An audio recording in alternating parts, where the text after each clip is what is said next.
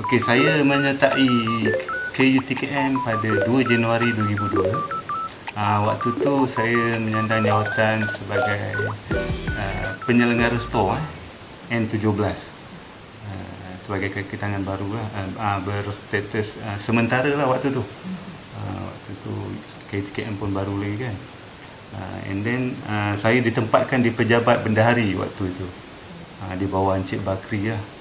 Sekarang ni sebagai timbalan bendahari lah, Encik Bakri Abu Bakar. And then saya di pejabat bendahari selama daripada 2002 sehingga 2008.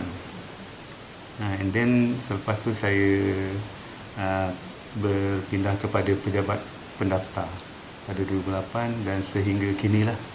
Saya dapat maklum KUTKM ni daripada berita dan surat khabar lah. So, and then bila dah baca seterusnya, KUTKM ni merupakan IPTA dan saya terasa teruja lah untuk menceburkan diri saya bersama IPTA. Bercerita pasal infrastruktur dan kemudahan KUTKM pada ketika itu. Okey. Bagi pejabat-pejabat untuk staf dan bilik kuliah untuk pelajar, waktu tu kita cuma gunakan di rumah kedai saja, rumah kedai yang tapi diubah suai dengan keadaan yang sesuai lah untuk sesebuah pejabat, dan bilik kuliah untuk pelajar.